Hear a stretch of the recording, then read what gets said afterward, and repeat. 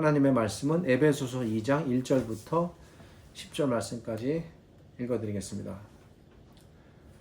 너희의 허물과 죄로 죽었던 너희를 살리셨도다. 그때에 너희가 그 가운데서 행하여 이 세상 풍속을 쫓고 공중의 권세 잡은 자를 따랐으니 곧 지금 불순종의 아들들 가운데서 역사하는 영이라. 전에는 우리도 다 그 가운데서 우리 육체의 욕심을 따라 지내며 육체와 마음에 원하는 것을 하여 다른 이들과 같이 본질상 진노의 자녀였더니 긍휼에 풍성하신 하나님이 우리를 사랑하신 그 큰 사랑을 인하여 허물로 죽은 우리를 그리스도와 함께 살리셨고 너희가 은혜로 구원을 얻은 것이라. 또 함께 일으키사 그리스도 예수 안에서 함께 하늘에 앉히시니 이는 그리스도 예수 안에서 우리에게 자비하심으로써 그 은혜의 지극히 풍성함을 오는 여러 세대에 나타내려 하심이니라. 너희가 그 은혜를 인하여 믿음으로 말미암아 구원을 얻었나니 이것이 너희에게서 난 것이 아니요 하나님의 선물이라. 행위에서 난 것이 아니니 이는 누구든지 자랑치 못하게 함이니라. 우리는 그의 만드신 바라 그리스도 예수 안에서 선한 일을 위하여 지으심을 받은 자니 이 일은 하나님이 전에 예비하사 우리로 그 가운데서 행하게 하려 하심이니라. 아멘. 오늘날에는 설의 소식을 전하는데 대표적으로 사용되는 도구가 전화기입니다. 그것도 선이 없는 무선 전화기입니다. 이 휴대전화기로 직접 목소리를 들으며 때로는 얼굴을 보고 서로 소식을 나누고 그리고 문자 또 우리 카톡이나 여러 가지 밴드나 페이스북 같은 SNS를 통해서도 소식을 나눕니다. 참 편리하고 좋은 시대가 왔습니다. 휴대전화기가 나오기 전에 소식을 전하는 도구는 유선전화기였습니다. 아주 오래전 TV에 방영됐던 응답하라 1988에 나오는 그런 시대였습니다. 유선전화기가 나올 초창기에는 전화가 귀에서 마을에 몇 집이 있는 정도였고 신청한 사람은 또 몇 달씩 기다려야 하는 때도 있었습니다. 요즘 학생들이나 20, 30대 세대들은 상상도 못할 일입니다.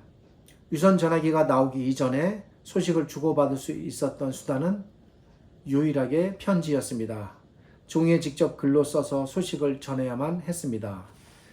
제가 가끔 조선시대의 가족 간에 동생이 형에게 때로는 아버지가 자식에게 보내는 편지 글을 읽게 되는 경우가 있는데 당시 글들을 보면 결코 동생이 형한테 보내는 글이라고는 볼 수 없을 정도로 예의가 가득하고 우정이 깃든 그런 글들을 읽으면서 놀랍고 신기할 때가 있었습니다.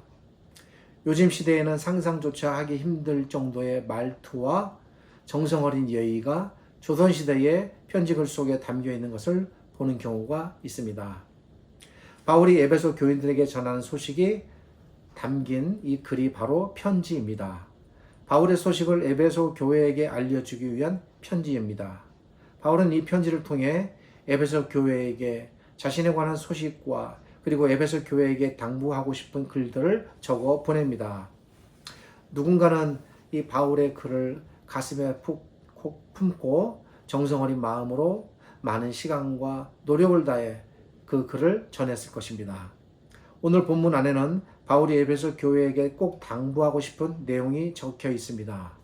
그런데 이 글이 처음에는 바울이 에베소 교회에게 보낸 편지였지만 보십시오. 지금은 성경에 기록되어 성경의 한 부분을 이루고 있습니다. 무엇을 의미합니까? 하나님께서 에베소 교회에게 바울이 보냈던 그 편지를 하나님께서는 성경에 속하게 하셔서 기록하게 하셨습니다. 이것이 비록 바울 개인이 보내는 에베소 교회에게 보내는 편지였지만 하나님께서는 이 편지를 통해 이제 에베소 교회뿐만 아니라 이 땅에 있는 하나님의 백성 모두에게 전하실 말씀이 있으십니다. 바울이 에베소 교회들에게 이 편지를 통해 그 당시에 무엇인가 깨닫게 하고 싶었던 것이 있었듯이 하나님께서는 이제 이 에베소서라는 이 편지를 성경 안에 포함시키셔서 이제 우리 모두를 가르치실 그 무엇인가가 있으시다는 것입니다. 이런 의미에서 볼 때 에베소서는 처음엔 바울 개인의 편지였지만 이제는 그 의미와 무게가 바울 개인의 편지의 차원을 넘어섭니다. 이 편지는 우리들에게 보내지는 하나님의 편지가 되는 것입니다. 그래서 오늘 설교 제목이 하나님의 편지입니다. 우리는 이 에베소서를 읽을 때 이제 하나님께서 우리에게 주시는 하나님의 말씀으로 읽고 받아들이게 되는 것입니다. 우리가 이 편지의 수신자라는 관점에서 한번 이 본문의 의미를 되짚어 보도록 하겠습니다. 오늘 이 본문을 통해 하나님께서 우리에게 전하고자 하시는 편지의 내용 안에 세 가지가 들어 있습니다. 오늘 이 편지, 이 본문은 대단히 논리적으로 잘 구성이 되어 있습니다. 첫 번째 하나님의 편지의 내용은 1절부터 3절입니다. 1절부터 3절 안에는 하나님께서 우리를 구원하시기 전에 우리가 어떤 상태였는가를 알려주는 내용이 등장합니다. 두 번째 하나님의 편지의 내용은 4절부터 6절에 나오는데 이 부분은 하나님께서 우리를 어떻게 살리셨는가를 알려줍니다. 마지막 세 번째로 나타나는 하나님의 편지의 내용은 7절부터 10절입니다. 이 부분은 하나님께서 우리를 살리신 목적에 대하여 말하고 있습니다.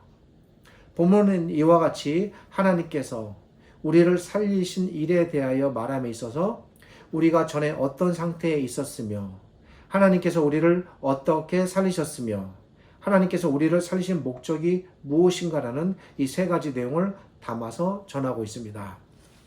1절부터 3절까지는 하나님께서 우리를 구원하시기 이전에 우리는 과연 어떤 상태였는가? 단순히 우리만의 문제 아니라 이 땅의 모든 인간의 본질적 문제입니다. 사람은 이 땅에 살면서 수없이 많은 비참함과 고통을 안고 살아가고 있습니다. 신자라도 결코 예외가 될 수가 없습니다.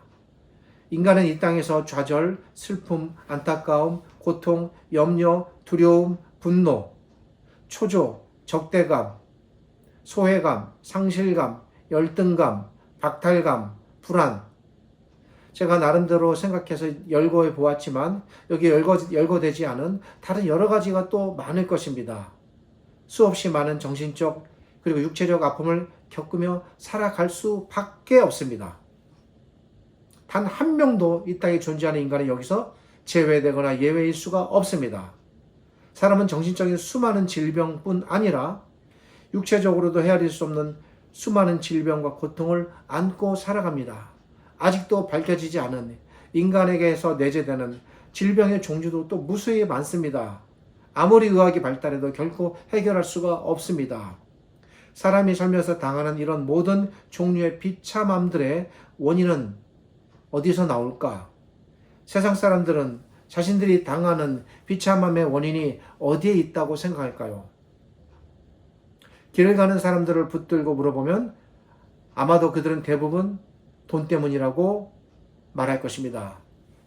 그들은 돈이 없어서 불행하고 돈이 없어서 고통당하고 돈이 없어서 두렵다고 말할 것입니다. 우리 신자들은 여기서 예외일까요? 돈이 있으면 이런 문제들이 다 해결될 것 같습니까? 그래서 사람들이 그렇게 재물에 집중하는 것은 아닐까? 어떻게 해서라도 이 고통에서 벗어나려고 어떻게 해서라도 경제적인 자유를 통해서 장래에 늙었을 때에 돈이 없어서 고통당하는 그 고통당할 두려움으로부터 해방되려고 그러는 것은 아닐까? 심리적으로 이해는 갑니다. 그러나 정말이지 이것은 너무나도 잘못된 빗나간 생각입니다. 너무 큰 인간에 대한 오해입니다. 아주 너무나도 많은 경우에 사람은 재물이 없었던 때보다 재물이 많아짐으로 인해 종국인의 인생이 망가지고 불행해지는 우리 주변의 예가 너무나도 많습니다. 재물이 없었을 때에 누렸던 소소한 행복들이 재물이 많아짐으로써 도리어 사라지고 더 불안해지고 그걸 지키고자 하는 마음 때문에 더 고통당하고 불행한 삶을 살면서 심지어 가족 관계가 망가지고 부부가 이별하고 극심한 경우에는 자신의 목숨까지도 끊는 경우가 결국 재물로 인해 생기는 경우가 우리 주변에 너무나도 많습니다. 가지지 않았을 때 행복했던 사람이 상상도 못했던 엄청난 재물을 가졌다가 그 재물이 유실되고 나서 허탈감을 못 이겨 자살하는 경우도 많습니다. 돈이 결코 인간이 안고 있는 문제를 해결할 수 없으며, 돈이 결코 행복의 중심이 될 수 없으며, 돈이 결코 사람을 진정 가치 있는 인간으로 만들 수 없습니다. 인간의 존엄과 가치는 결코 돈에서 나오지 않습니다. 그렇다면 사람이 당하는 이런 비참함들의 원인은 무엇일까요? 자신의 능력이 부족하기 때문일까? 사회와 국가의 문제일까? 게으르고 무능력하고 많이 배우지 못해서일까? 원인은 이런 데 있지 않습니다. 원인이 전혀 여기 있지 않은데 다른 것에서 문제를 찾으려다 보니 해결이 안 되고 힘들어지고, 나중에 세월이 흐르면 남은 것이 후회가 되는 그런 삶을 살게 됩니다. 원한다고 다 가질 수도 없고 이룰 수도 없습니다. 인정해야 합니다. 남들보다 더 배워야 하고, 남들보다 더 좋은 대학에 들어가야 하고, 남들보다 더 좋은 직업을 가져야 하고, 남들보다 더 돈을 많이 벌고 또 벌려다 보니 경쟁해야 하고 미워해야 하고 살기 위해 몸부림쳐야 하고, 그러다 보니 몸과 마음이 피폐해져 결국 병이 들고 나중에는 몸과 마음 모두가 파탄에 이르는, 그것이 우리의 인생입니다. 부정하실 수 있습니까? 결코 부정할 수 없는 우리의 현실입니다. 인생은 그렇게 허비되며 흘러가다가, 그러다가 헛된 것을 쫓아가다가 몸과 마음이 모두 망가지고, 그러다가 늙고 병들어 죽어갈 때야 그나마 가까스로 조금 나아지는 사람이 자신의 삶을 후회하면서 죽음을 맞는 그런 경우입니다. 신자들 안에도 이런 사람들이 너무나 많습니다. 사람들이 당하는 이런 비참함들은 비단 오늘날의 문제는 아니었습니다. 사도 바울께서 다 살았던 당대 역시 마찬가지였습니다. 그들의 비참함이 얼마나 극심했는지, 그들이 얼마나 안타까운 삶을 살고 있는지, 또 살았는지 바울 사도께서는 심지어 이렇게 전합니다. 너희는 죽었던 사람들이다. 이것이 바울이 보는 인간의 비참함의 본질입니다. 바울 사도께서 볼 때 그들은 너무나도 비참하고 안타까워 살았으나 죽은 사람과 같은 존재들이라는 것입니다. 그런데 그들을 죽음에 이르게 할 정도로 그들을 이렇게 비참하게 이끈 죽음과 같은 원인이 무엇입니까? 바로 죄였습니다. 죄가 사람을 비참하게 만드는 가장 큰 그리고 근본적인 원인이다 라는 말이 실감 안 나시겠지만 분명한 사실입니다. 우리 신자들은 그나마 좀 낫겠습니다만 지나가는 비신자들을 자꾸 물어보십시오. 당신의 비참함의 원인은 죄에 있습니다. 그 누가 이걸 듣고 귀 기울이겠습니까? 아무도 받아들이지 않을 것이고 아무도 인정치 않을 것입니다. 오히려 조롱할 것입니다. 우리가 성경을 하나님의 말씀으로 받아들인다면 인정하고 받아들여야 합니다. 왜냐하면 성경이 이렇게 말하고 있기 때문입니다. 1절에서 알려주는 것처럼 그들은 죄로 인해 죽음이라는 비참함에 이르게 된 사람들입니다. 과연 죄가 사람을 비참함에 이르게 하는 원인이 될 수 있을까? 2절과 연관해서 계속 생각해 보면 이 사실이 좀 더 분명하게 드러납니다.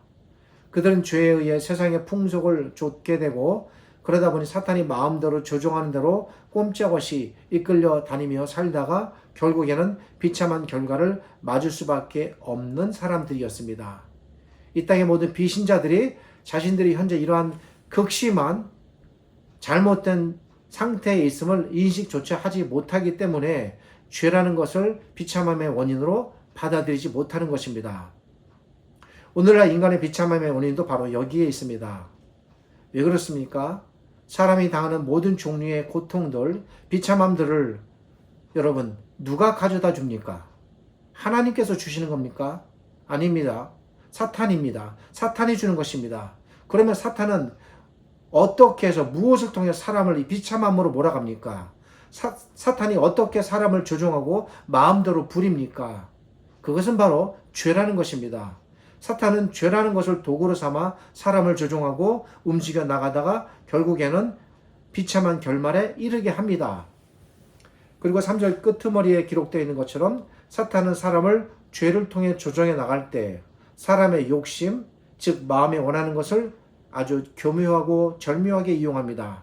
보십시오. 사탄이 광야에 계신 예수님께 나타나 하는 말들을 한번 생각해 보십시오. 사탄은 철저하게 욕심을 불러일으킬 만한 말들만 골라서 예수님에게 던집니다. 물론 예수님께서는 그 모든 것을 극복하시고 이기셨습니다. 바울 사도께서도 바로 이것을 생각하는 것입니다.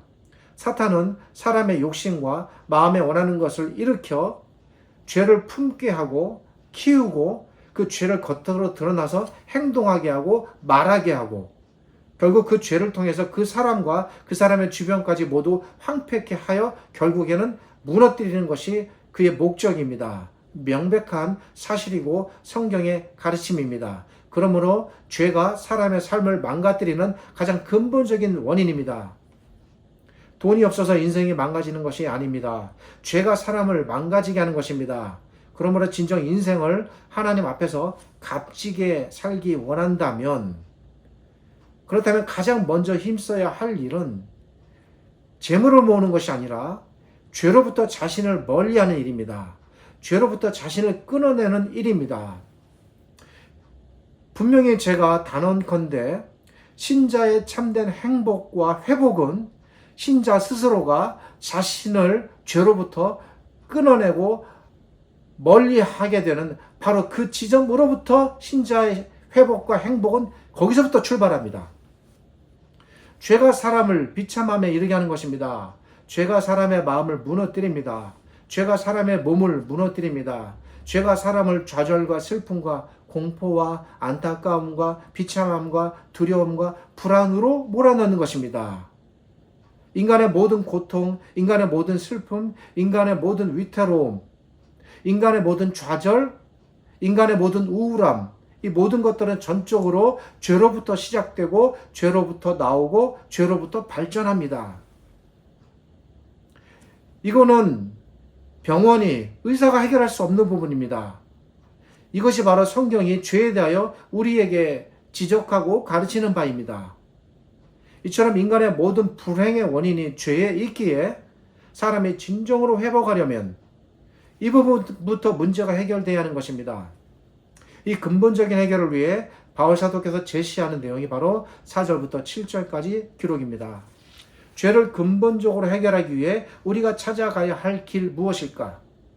바울 사도께서 제시하는 길은 다 한마디로 요약해서 말하면 예수 그리스도입니다.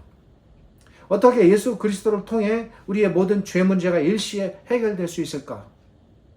그것은 5절에 기록되어 있는 것처럼 우리가 그냥 죄 가운데 있었으면 우리도 주변에 모든 보여지는 사람들처럼 저렇게 살다가 저렇게 망할 수밖에 없었는데 하나님께서 우리를 그리스도와 함께 살리셨기 때문입니다. 그리고 영원히 살리셨기 때문입니다. 그런데 이 살리심이 얼마나 복되고 얼마나 영광스러운지, 과연 죄로부터 벗어나는 것이 얼마나 영광스러운 건지, 단지 생명을 얻어 살아있는 존재로 남는 것이 아니라 하나님께서 예수님을 죽음에서 일으키신 것처럼 우리도 그렇게 일으키셔서 언젠가 우리를 저 하늘에 앉히실 것이다 라는 것입니다. 이제 모든 소망이 죄에서부터 자유로워짐으로써 열리기 시작합니다.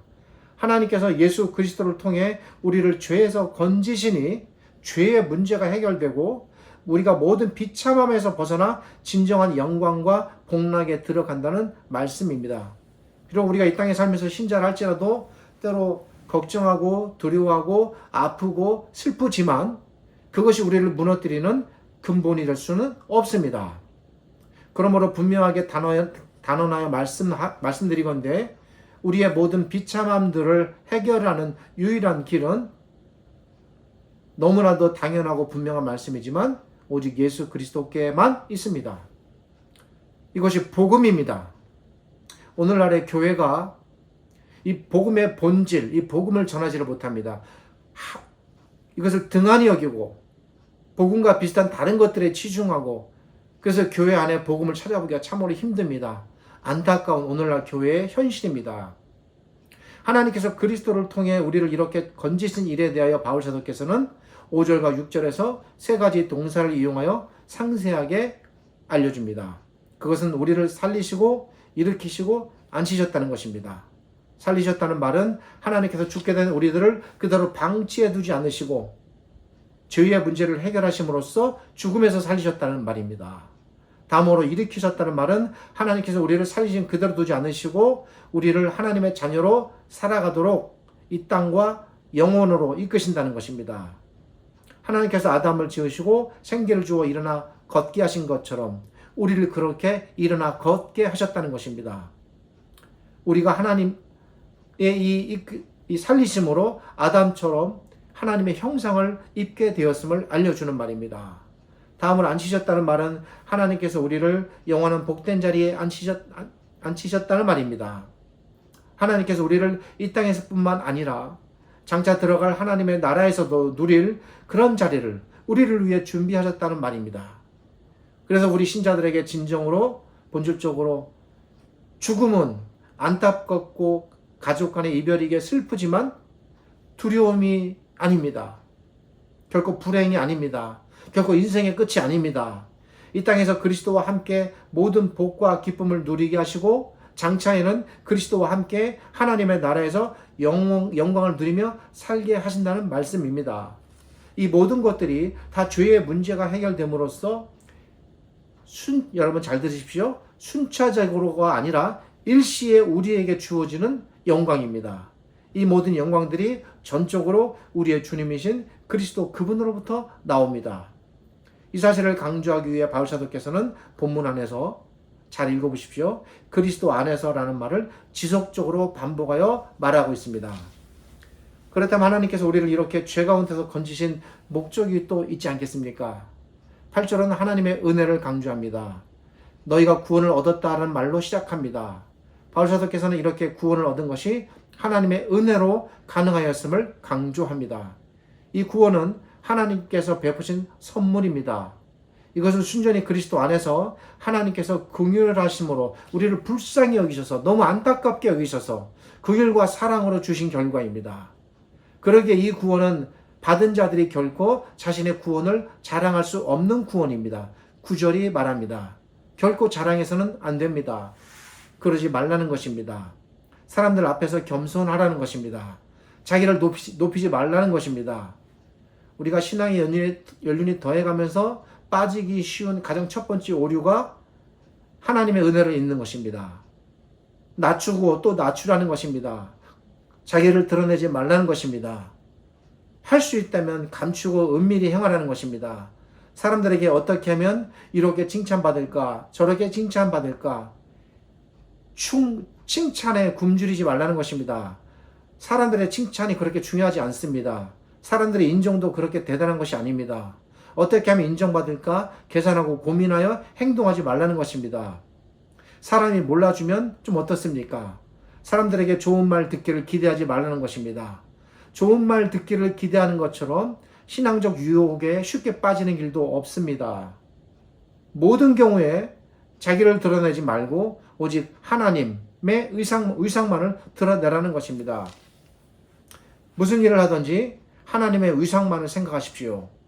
이 선물의 주인, 선물의 실체가 무엇인지 보라는 것입니다. 선물의 주인, 선물의 실체를 보면 알 수 있습니다. 하나님만을 드높이고 하나님의 위상만을 생각하고 하나님께만 칭송이 돌아갈 수 있다면 그보다 더 기쁜 일이 없겠습니다. 이것이 바로 7절이 가르치는 하나님의 은혜를 풍성하게 여러 세대에게 전하는 것의 의미가 되겠습니다. 하나님께서는 우리를 이렇게 지으셨습니다. 하나님께서 처음 아담을 하나님의 형상대로 지으신 것처럼 우리를 그리스도 안에서 하나님의 형상대로 지으셨습니다. 바울사도께서 말씀하신 것처럼 우리는 이제 예전의 모든 옷을 벗어버리고 새 옷을 입은 그야말로 완전히 새로워진 사람들이 되었습니다. 이렇게 건진받은 우리가 살아가야 할 길은 무엇일까요? 기차가 달리는 길을 우리는 철로라고 부릅니다. 기차가 철로 위에서만 달려야 합니다. 정해져 있습니다. 우리가 달려가야 할 길, 우리에게 주어진 철로 정해져 있습니다. 하나님의 길입니다. 아무리 기차가 달려가다 주변의 경치가 좋고 아름답다 하여 철로를 벗어나 아름다운 곳으로 갈 수가 없습니다. 경치가 아무리 아름답고 좋아 보여도 그리 가서는 안 됩니다. 우리가 가는 길은 이러합니다. 우리는 하나님께서 정해놓으신 그 길로만 달려야 합니다. 그래야 그 철로가 정해진 마지막 목적지에 도착할 수가 있습니다. 들판 위에 춤추는 허수아비처럼 내 마음대로 너풀대며 다니는 것 참으로 곤란합니다. 마음이 위태로워지면 여러분 중심이 흔들리고, 중심이 흔들리면 무너집니다. 마음이 무너지면 다 무너집니다. 그렇게 무너지면 점점 갈 길은 멀어집니다. 끝으로 바울사도께서는 신자들을 하나님에 의해 만들어진 작품에 비유합니다. 10절에서 우리는 그의 만드신 바다라고 예술적 표현을 합니다. 비유하자면 우리 신자들은 죄 없이 깨끗한 도화지 위에 하나님의 은혜라는 물감으로 그려진 하나님의 작품. 이 바울의 표현을 따르면 이렇게 비유할 수가 있겠습니다. 그런데 여러분, 이 작품은 한 가지 특징이 있습니다. 그것은 우리 자신도 또 다른 누군가를 위해 그리는 일에 기여할 수 있다는 것입니다. 우리가 도구가 될 수 있다는 것입니다. 하나님께서 우리를 그리셨듯이 우리도 하나님의 생각, 하나님의 마음이라는 물감으로 세상을 그려 나갈 수가 있다는 것입니다. 그러려고 하나님께서 우리를 작품으로 만드셨다는 것입니다. 아니, 우리는 반드시 그렇게 세상을 그려 나가야 합니다. 이것이 우리의 사명이며 신앙적 책임입니다. 자유에는 책임이 따르듯 하나님께서 우리에게 주신 이 복된 자유 안에 이러한 신앙적인 그리고 영적인 책임이 부여되어 있습니다. 우리 주님께서 보여주신 그분의 삶을 쫓아간다면 우리도 화가가 되어 멋진 하나님의 작품을 그려내는 일에 기여할 수가 있습니다. 우리가 열심히 주의 가르침을 실천하고 본을 보이고 섬기고 행하면 하나님께서는 우리를 통해 하나님의 작품을 이 세상 속에 계속 그려 펼쳐 나가실 것입니다. 그러기에 우리의 삶은 소중하며 가치가 있습니다. 우리에게는 이런 가슴 부푼 꿈과 소망과 미래가 있습니다. 나이와 상관이 없고 재물의 소유 여부와 상관이 없고 건강과 상관이 없습니다.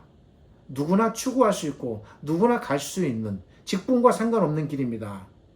진정 재물을 의지하지 아니하며 보이지 않는 하나님만을 의지하는 사람들, 지으심을 받은 바대로 새 사람의 옷을 입고 새 사람으로 살아가는 우리 신자들, 그리고 그런 우리들이 만나고 교제하고 사귀는 우리의 모든 이웃들, 하나님 나라가 선사하는 신령한 행복과 진정한 인간다움과 참된 즐거움은 진정 이런 자들 안에서 솟아나는 물처럼 솟아날 것입니다. 끝으로 한 말씀만 전하겠습니다. 우리에게 참된 신앙적 목표가 있어야 한다면, 당연히 있습니다. 있어야 한다면 우리에게는 이런 삶, 이런 정신이 우리의 신앙적 목표가 되어야 합니다. 결코 여러분, 눈에 보이는 업적이나 성과가 우리의 신앙적 목표가 돼서는 안 됩니다. 자꾸 뭘 이루려고 하지 마십시오. 눈에 보이는 지위, 눈에 보이는 직분, 눈에 보이는 성과와 업적에 집중하지 마시고 보이지 않는 정신에 집중하셔야 합니다. 이것이 신자가 참되게 사는 길입니다. 기도하겠습니다. 참되고 거룩하신 아버지 하나님, 은혜를 감사드립니다. 오늘 기록된 바울 사도의 이 편지의 말씀을 통해서 하나님께서 우리를 어떻게 건지셨으며 우리에게 주신 구원이 얼마나 은혜로운 값진 선물인지, 그런 우리들에게 부여된 하나님 나라의 사명과 책임은 무엇인지에 대하여 생각해 보았습니다. 우리의 신앙생활은 결코 한순간에 이루어지지 않음을 우리가 잘 알고 있습니다. 날마다 반복되는 매일의 삶 속에서 우리의 신앙이 성취되게 하시고 우리가 가야 할 길을 매일매일 갈 수 있게 하여 주시고 우리의 목적이 분명하며 우리가 추구해야 할 신앙적 지점이 분명하다는 것을 알게 하여 주옵소서. 우리가 추구하고 따라야 할 것은 눈에 보이는 것이 아니라 보이지 않는 정신이며 마음임을 항시 잊지 않게 하여 주옵소서. 지금은 우리 주님 예수 그리스도의 은혜와 죄를 지극히 사랑하시는 아버지 하나님의 크신 사랑과 오늘 이 말씀으로 우리에게 찾아오시고 깨닫게 하시고 말씀 안에 거하여 풍성하게 우리 삶을 이끌어 가시는 성령 하나님의 함께 하심이 이 말씀을 진정 하나님의 말씀으로 받아들이고 따르며 순종하기 원하는 우리 모든 신자들에게 하나님의 거룩하신 은혜와 회복과 평강과 기쁨이 가득하시기를 우리 주님 예수 그리스도의 이름으로 축복하며 기도드립니다. 아멘.